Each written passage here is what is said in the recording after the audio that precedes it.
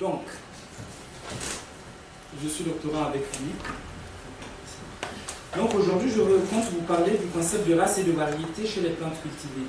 Ce qui m'intéresserait sera surtout de mettre en évidence la confusion conceptuelle et terminologique dans la classification des plantes en race et en variété. Mes propos seront organisés suivant 3 axes principaux. Je parlerai d'abord des 2 concepts, ensuite je les utiliserai sur 2 exemples concrets avant de discuter des insuffisances de ces 2 concepts avant de conclure. Commençons d'abord par le concept de variété. Qu'est-ce qu'une variété? Alors, selon le dictionnaire Le Robert, le terme variété serait issu du latin varietas et aurait une origine qui remonterait au début du XIIe siècle. Ce mot aurait d'abord été utilisé pour désigner des ornements variés, pour embellir les habits. Puis vers la fin du XIIe siècle, il désignerait la diversité des choses qui ont un trait commun. Au XVIe siècle, le terme variété aurait repris son sens latin et signifierait alors la diversité au sens d'humeur, d'inconstance. Vers la fin du XVIe siècle, vers 1690 précisément, il aurait été utilisé au sens d'éléments distincts pour subdiviser les espèces sur la base de variation des caractères. Aujourd'hui, chez les végétaux, ce terme est utilisé dans 2 cas de figure. Il peut désigner une population de plantes qui possèdent des caractéristiques morphologiques et génétiques qui la distinguent des autres populations de plantes. Alors, j'appelle population ici, et même dans la suite, un ensemble de plantes de la même espèce pouvant se reproduire entre elles et occupant le même espace pendant la même période. Dans cette première définition de variété, la variété respecte ce qu'on appelle les critères DHS. DHS, c'est en fait un critère que devraient respecter les variétés pour être inscrites au catalogue officiel, notamment dans plusieurs pays européens et même dans plusieurs pays à travers le monde. DHS signifie distinction, c'est-à-dire que la variété en question doit être distincte, c'est-à-dire doit différer nettement de toute autre variété connue par un ou plusieurs caractères phénotypiques ou physiologiques. Homogénéité, c'est-à-dire que les plantes qui la composent sont semblables entre elles pour l'ensemble des caractères utilisés pour établir sa description. Stabilité, qui signifie qu'à la suite de reproduction ou multiplication successive, la variété doit rester conforme à la définition de ses caractères essentiels. C'est ce que l'on appelle variété dans le système formel, car pour être inscrite au catalogue, comme je le disais tout à l'heure, et pour être commercialisée légalement en Europe, une variété doit respecter ces critères-là. C'est cela la première définition qu'on peut donner au terme variété. Alors, dans le deuxième cas, le terme variété désigne une population non homogène ayant des caractéristiques morphologiques et génétiques non forcément stables et qui ne la distinguent pas nécessairement des autres variétés. Mais dans ce cas, le terme est très souvent, mais pas toujours, suivi d'un autre terme. On parle alors de variété de pays, de variété population, de variété à pollinisation libre, de variété de ferme, de variété traditionnelle, de variété hétérogène, etc. Alors on voit bien que le concept de variété désigne des éléments parfois opposés puisqu'il permet de désigner un groupe de plantes homogènes d'une part et en même temps aussi un groupe de plantes hétérogènes. Alors, voyons maintenant à quoi correspond le concept de race, sans rentrer dans les détails, puisque ce qui m'intéresserait ici, quand je parlerai de race, c'est surtout de montrer qu'il y a une synonymie qui s'est installée entre race et variété, en fait. Alors, qu'est-ce que la race? Du point de vue étymologique, l'origine du mot race n'est pas très claire. En effet, si le dictionnaire de Robert propose qu'il ait été emprunté à une forme post-latine méridionale, soit de l'italien rassa, désignant espèce de genre, soit de l'ancien provençal rassa, bande d'individus qui se concertent, Deligne et ses collègues pensent que le terme est issu du mot arabe ras, signifiant tête. Encore une fois, je ne rentrerai pas dans les détails puisque ce n'est pas ce qui m'intéresse. Alors, bien que la première occurrence du mot race en français remonterait à la fin du XVe siècle, dans un contexte de débat sur la transmission héréditaire de la noblesse, il semblerait que le comte de Buffon ait été le premier à utiliser ce terme pour désigner des populations locales associées à leurs conditions muséologiques particulières. D'ailleurs, dans son livre intitulé « Variété dans l'espèce humaine » de 1749, Buffon décrit aussi bien physiquement que culturellement de nombreuses populations telles que les Chinois, les Japonais, les Éthiopiens, les Sénégalais, etc. Alors, il me semble important de rappeler que les connaissances en biologie étaient assez limitées pendant cette période-là et qu'on pensait d'ailleurs que le sang serait un constituant de la parenté et donc porteur de caractères héréditaires. Il faut également noter la confusion entre la culture et la biologie des organismes qui régnait pendant cette période. Là encore, je ne rentre pas dans les détails. C'est dans les années 1775 que Blumenbach, dans le même esprit que le père de la nomenclature binomiale, c'est-à-dire Linné, classe les humains en variétés. Blumenbach n'utilisa pas le concept de race, il utilise le concept de variété.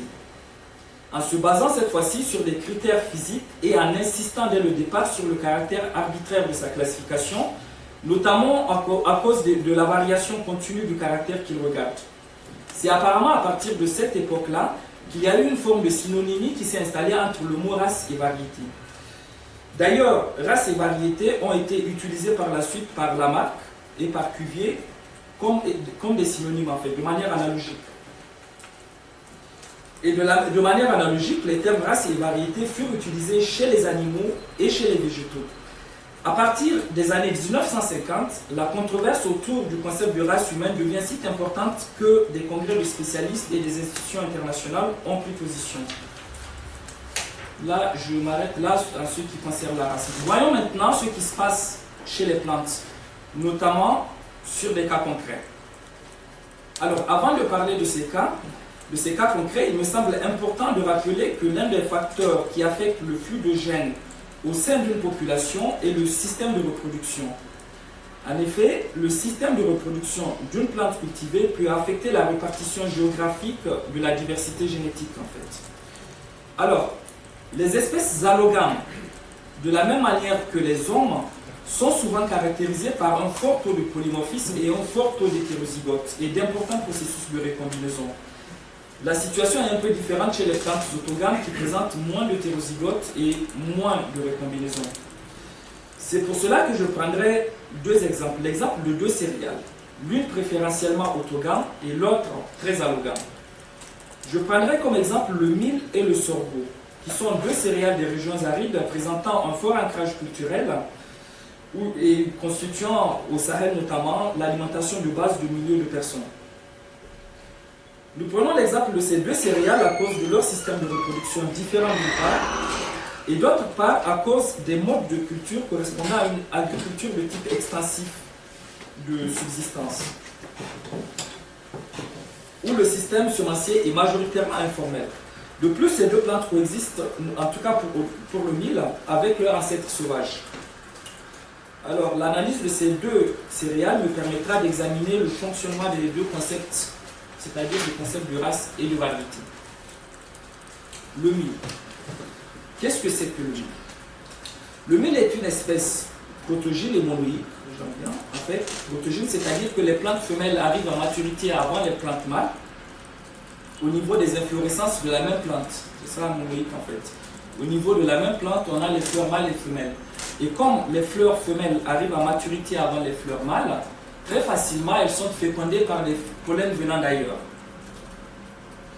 Et donc cela a pour conséquence une très forte allogamie et donc un très fort échange de gènes entre plantes différentes. Par exemple, dans la ceinture du Sahel, dans la bande sahélienne, les champs de mil se juxtaposent et très souvent plusieurs variétés sont cultivées les unes à côté des autres. Et donc ces variétés vont échanger des gènes et donc les caractères morphologiques seront continus. Par exemple, au niveau de la taille, certaines plantes vont être de petite taille, d'autres seront de grande taille, avec tous les intermédiaires possibles. Et c'est le cas pour tous les caractères, d'autant plus que la plante est anémophile, c'est-à-dire que le principal vecteur de transport de pollen, c'est le vent. Alors, c'est en 1977, pendant que le concept de race était en pleine controverse, que Brunken propose une classification du mil en races. Il distingue à partir de la morphologie des graines 4 races de mil. La race Typhoides, la race Léonis, la race Globosome et la race Nigritarium. Cette classification en race proposée par Brunken n'est pas sans rappeler le concept de race ou variété d'homme chez Blumenbach en fait.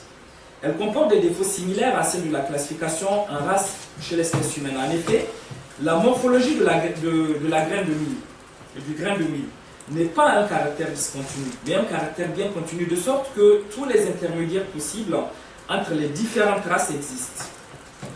Dans le contexte de culture du mil au Sahel, les agriculteurs cultivent généralement deux types de variétés, des variétés précoces et des variétés tardives.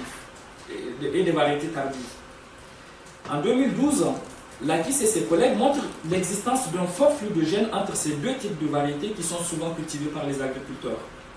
Cette situation rend la classification du mil en race inexploitable pour discriminer les différents types de mil. C'est pourquoi dans les années qui ont suivi la publication de l'article de Brunken, la plupart des articles relatifs au mil en tout cas utilisent plutôt le concept de variété. La notion de race a très rapidement été abandonnée. À ce niveau également, quand ils ont commencé à utiliser le concept de variété, il y a eu des problèmes qui se posaient. En effet, la biologie du mil rend très difficile la stabilité des caractères. Ainsi, les mules cultivées en Afrique ne sont pas des variétés homogènes, mais des variétés populations dites traditionnelles qui correspondent en réalité à des types nommés par les agriculteurs.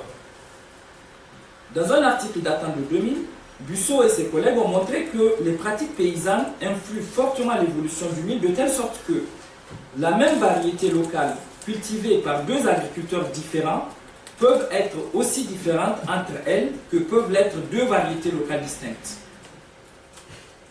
Ces auteurs ont également montré que deux variétés traditionnelles cultivées par le même agriculteur pouvaient être plus semblables entre elles comparativement à la même variété cultivée par deux agriculteurs différents. Cela pose des questions sur la pertinence de la notion de variété de mil. Par exemple, la porte d'entrée pour les collectes d'échantillons de mil dans le cadre des programmes de conservation est le type nommé par les agriculteurs qui correspond en fait à une variété traditionnelle.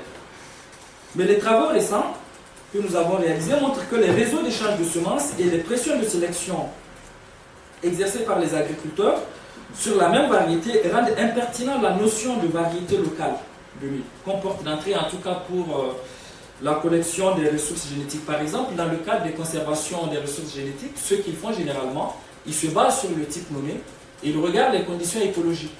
Ils disent que cette zone est plus sèche, on va prendre là. Cette zone est plus humide, on va prendre des trucs là. Mais en fait, ils ne regardent pas, par exemple, les groupes ethno-linguistiques. Pourtant, selon les cultures, les modes de sélection ne sont pas les mêmes. Et donc, le même type nommé, vous allez le trouver chez deux groupes ethno-linguistiques différents parfois, mais ce n'est pas la même chose en fait. Donc, passons maintenant au sorgho. Le sorgho est une espèce préférentiellement autogame, c'est-à-dire que cette plante ne change pas facilement ses gènes via le pollen. Les fleurs mâles et femelles situées sur le même épi arrivent à maturité presque en même temps. Cela favorise la fécondation des ovules par le pollen de la même plante, ce qui a pour conséquence une autogamie, dont le taux varie selon les variétés. La classification du sorgho en race, qui est apparue très tôt, en 1972, donc avant celle du mil, a été proposée par Harlan et Lewet en fait. Cette classification s'est basée sur la forme de l'épier, la morphologie du grain et des glumes, qui n'est pas sans rappeler la classification en groupe ethno-linguistique. On distingue ainsi 5 races botaniques, la race Guinea, la race Codaton, la race Dura, la race Kaffir et la race bicolore. Cependant, on note l'existence de caractères intermédiaires qui sont moins marqués que chez les plantes allogames. Du fait du système de reproduction et des critères multiples servant à cette classification. Mais le problème n'est pas de même nature que chez le mil. En effet, les races intermédiaires dont les caractéristiques sont des combinaisons de 2 ou plusieurs races ont été identifiées et seraient au nombre de 10. La notion de race de sorgho est donc pertinente, ce qui explique d'ailleurs son succès dans la littérature, contrairement à la notion de mil. Aujourd'hui encore, si vous saisissez race de sorgho sur Internet, vous trouverez plusieurs articles récents qui utilisent cette dénomination, ce qui n'est pas le cas du mil. Alors maintenant, je parlerai de la confusion conceptuelle et terminologique que j'évoquais en introduction. Comme nous venons de le voir, les notions de race et de variété chez les plantes comportent des ambiguïtés et des difficultés qui les rendent souvent non objectivement opérationnelles. L'apparition du terme race au sens de sous-espèce chez les plantes ne marche pas vraiment lorsqu'il s'agit d'une plante allogame comme le mil, chez laquelle les flux de gènes sont importants. Dans ce cas, la notion de variété semble plus adéquate pour la décrire. Cependant, comme nous l'avons vu, le terme variété comporte une ambiguïté inhérente. Mais en réalité, le problème est un peu plus compliqué, un peu plus complexe. En effet, le terme de variété est tantôt synonyme de race, tantôt il décrit une population homogène, tantôt il décrit une population hétérogène. Il faudra les années 1900 pour que certains auteurs proposent en tout cas de nouveaux concepts pour tenter de combler ces lacunes.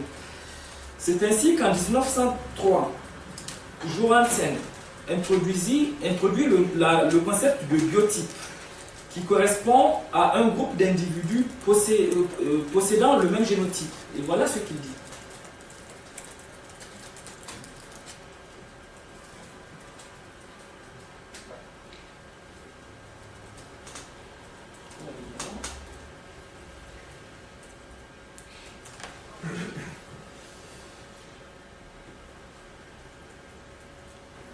Voilà.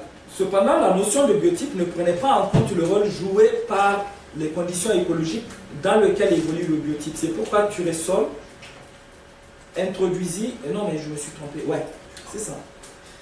La notion de biotype ne prenait pas en compte le rôle joué par les conditions écologiques, la notion de biotype proposée par Johansen, ne prenait pas en compte les conditions écologiques dans lesquelles évolue le biotype. C'est pourquoi en 1922, Turessol introduit la notion d'écotype qu'il définit comme étant un biotype adapté à un habitat distinct. Et c'est cela que Turessol dit. Il dit que the term ecotype is proposed here as ecological unit to cover the products arising as a result of the genotypical response of an ecospecies to a particular habitat. The ecotype are then the ecological subunit of the ecospecies, while the genotype are purely Mendelian subunit of the genospecies. En fait, Turessol espérait faire d'une pierre deux coups. D'une part, il pensait compléter la notion de biotype, qui ne prenait pas en compte les conditions écologiques, et d'autre part, combler la lacune inhérente au terme variété, qui, rappelons-le, a été introduite avant le concept de biotype. Et voilà ce qu'il disait du terme variété. Il dit qu'en fait, il aurait pu utiliser le terme variété, mais il ne le fait pas parce que ça ne convient pas vraiment. The term variety might have been employed. It is obvious, however, that this term gives an inadequate conception of the result of the genotypical reaction of an ecospecies to a specific habitat. It is rather arbitrarily used to denominate different kinds of hereditary. Alors, je vous laisse lire si ça vous intéresse, mais ce que j'ai voulu relever ici, c'est qu'en fait, il trouvait que le terme variété ne suffisait pas à décrire ce qu'il voyait. Et c'est pourquoi il a introduit cette notion-là qu'il proposait. Et il faut rappeler que 4 ans avant Turessol, en 1918, Bailey introduit la notion de cultigène. Mais cette notion n'a pas vraiment fait long feu en fait. Et voilà ce qu'il dit. C'est ça que dit... C'est ça que dit Bailey. Il dit que domesticated group of which the origin may be unknown or indefinite which has such character, enfin, etc. Mais en fait, on voit très bien que ces messieurs essayaient de compléter en fait la notion de variété qui pour eux ne suffisait pas pour décrire ces choses-là. Mais en réalité, le concept de Bailey était très très instable. Il n'a cessé de le modifier ou disons de le compléter pendant plus de 30 ans. Et ça, vous retrouverez en fait toutes les évolutions qu'il a faites dans un article publié par Spencer, paru en 2007. Alors, je ne citerai pas tout ce que Spencer disait, mais je l'ai noté quelque part là. Je l'ai trouvé tellement précis et tellement clair que je n'ai pas voulu transformer ce qu'il dit en français puisqu'on perd souvent. Alors, un concept, l'andresse, est également utilisé en anglais. Mais en fait, l'andresse correspond en français à ce qu'on appelle variété de pays. Donc on retombe dans le même problème.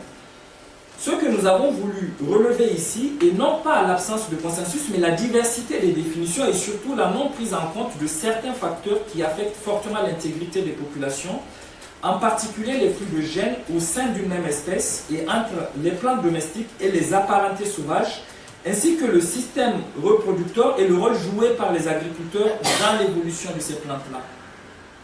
En effet, même la définition de l'espèce la plus utilisée, celle de Mayer, n'a pas pris en compte ces flux de gènes. On remarque également que le terme variété et le terme race ont été utilisés depuis la marque Cuvier comme synonymes. De plus, on constate que le terme variété a deux sens opposés. L'un correspondant à variété locale ou traditionnelle dont la définition n'est pas claire, l'autre sens plus commun correspondant à une variété telle que vulgarisée par les services de l'agriculture et telle que commercialisée légalement en Europe et dans la plupart des pays du monde. Il nous semble que le problème de la classification des plantes domestiques en sous-espèces doit être repensé à la lumière des avancées en biologie. En effet, la plupart des définitions ont été proposées dans des contextes où nos connaissances en biologie étaient assez limitées. Le cas du mil présenté plus haut est assez illustratif. En effet, en plus des flux de gènes entre variétés des mils différents, lorsqu'ils sont cultivés à des distances compatibles avec la distance de dispersion du pollen, des flux de gènes peuvent également intervenir entre les variétés de mil domestiques et les variétés de mil sauvages. Tout cela dans un contexte climatique drastique nécessitant un ajustement de la phénologie grâce au photopériodisme, qui est un paramètre permettant la synchronisation du délai entre le semis et la floraison avec la saison de pluie. Alors, à ces flux de gènes, il faut ajouter les pratiques paysannes, en particulier les pressions de sélection exercées par les agriculteurs, et aussi les réseaux d'échange de semences qui aboutissent à une situation telle que la même variété locale, cultivée par deux agriculteurs différents, peuvent être très différentes entre elles. Et compte tenu de l'ambiguïté du concept de variété et de tout ce que nous venons de voir, nous aboutissons à la tentation de proposer un nouveau concept qui permettra de distinguer le matériel végétal homogène du matériel végétal hétérogène. Nous proposerons le terme de dynagène, issu de la contraction des termes dynamique et génotype pour qualifier tout matériel génétique hétérogène, comme cultivar ou cultigène qui ont été proposés en fait. Le terme dynamique ici mettra en exergue l'aspect dynamique, en particulier les flux de gènes, entre différentes variétés, mais aussi entre variétés domestiques et apparentées sauvages, lorsqu'ils coexistent dans la même localité. De prendre en compte également les pratiques de sélection exercées par les agriculteurs dans un contexte d'échange de semences et des processus d'adaptation locale. Alors, je le dis très rapidement, mon objectif n'est pas de remplacer le terme variété en tant que tel, mais de proposer une notion, un mot, un concept qui permettrait de nommer du matériel végétal hétérogène appelé différemment selon les auteurs. En français, il n'existe pas un mot unique qui correspondrait à ce qui est appelé landrace, par exemple en anglais. Et en réalité, même landrace comporte des insuffisances, puisqu'il est issu de la contraction de land et res. En français, il correspondrait à race de pays que l'on préfère appeler variété de pays. Or, variété de pays fait référence à un terroir. Et ce que nous proposons ici devrait s'appliquer non seulement aux variétés de pays, qui presque toujours sont caractérisées par une forte diversité intravariétale, mais aussi aux variétés hétérogènes, comme par exemple les populations dynamiques de blé utilisées dans certains pays d'Europe. En fait, récemment en 2018, l'Union européenne a accepté la commercialisation pour l'agriculture biologique de ce qu'ils ont appelé matériel végétal hétérogène. Ils ne l'appelaient pas variété parce qu'en fait, ça ne pouvait pas correspondre à ce qu'on appelait variété. Ils l'ont appelé matériel végétal hétérogène. Et c'est à cela que je fais référence quand je parle de la population dynamique de blé, parce qu'elle est autorisée actuellement en Italie, il me semble. Et pour conclure,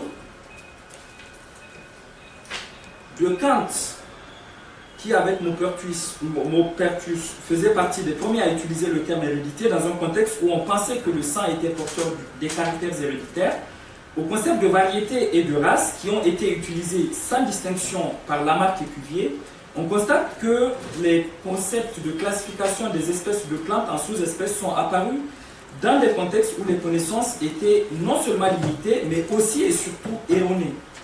Cela a sans doute favorisé le succès en fonction des époques de certains concepts.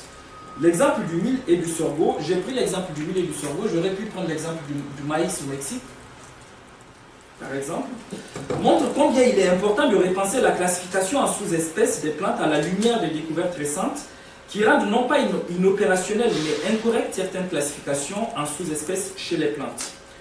Le concept que nous proposons permet de distinguer le matériel végétal hétérogène du matériel végétal homogène qui pourrait continuer à être appelé variété.